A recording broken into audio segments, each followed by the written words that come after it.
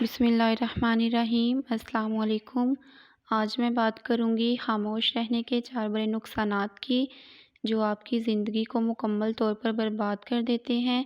مکمل تفصیلات جاننے کے لیے ویڈیو کو آخر تک ضرور دیکھیں، اور آپ سے گزارش ہے کہ اگر آپ میری ویڈیو پر نئے ہیں تو میرے چینل کو سبسکرائب کر دیں۔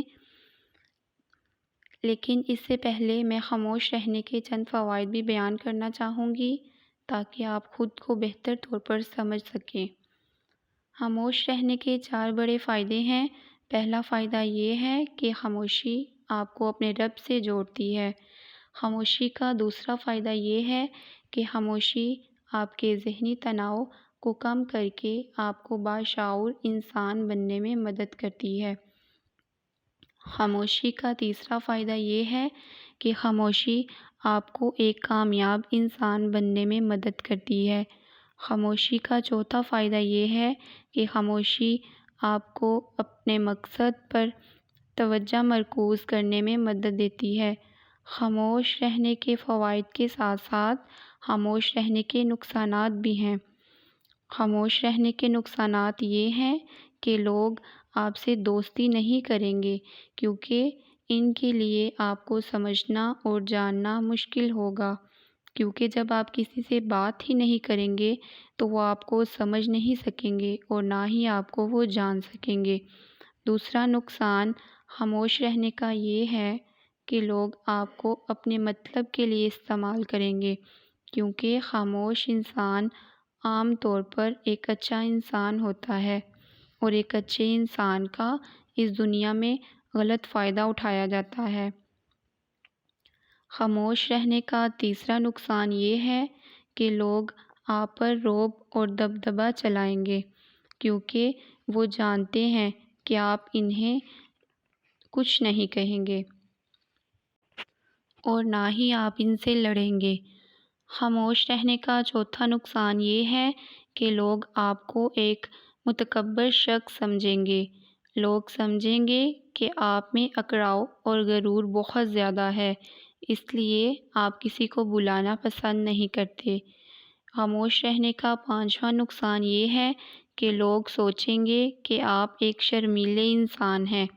آپ کو شرم بہت زیادہ آتی ہے، لہٰذا کبھی کبھی خاموش رہنا ٹھیک ہے، لیکن ہر وقت خاموش نہ رہیں تاکہ لوگ آپ کی خاموشی کا غلط فائدہ نہ اٹھا سکیں۔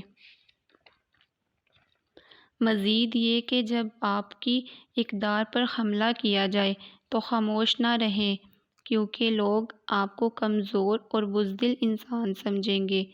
خاموشی بہت ہی اچھی عادت ہے اگر آپ اسے مناسب وقت اور حالات پر استعمال کرتے ہیں، ورنہ اس کے بہت سے نقصانات ہیں۔ انسان کو ہمیشہ 5 حالات میں خاموش رہنا چاہیے۔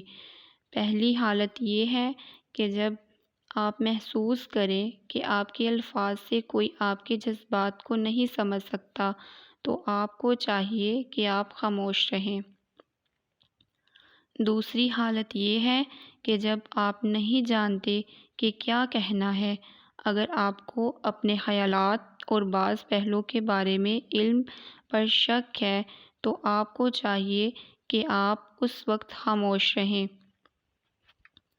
تیسری حالت یہ ہے کہ جب کوئی آپ کی زندگی کے کچھ واقعات جذباتی طور پر شیئر کر رہا ہو تو آپ کو اس وقت کوشش کرنی چاہیے کہ آپ خاموش رہیں۔ چوتھی حالت یہ ہے کہ جب کوئی دوسرے شخص پر تنقید کر رہا ہو تو آپ کو اس قسم کی منفیت کا حصہ بننے کی ضرورت نہیں، بلکہ اس وقت بھی آپ کو چاہیے کہ آپ خاموشی اختیار کریں۔ پانچویں حالت یہ ہے کہ جب کوئی غصہ اور نفرت میں چیختا چلاتا ہے اور بڑبڑاتا ہے تو آپ خاموش رہ کر اس شخص کو خاموش کر کے پرسکون کر دیتے ہیں۔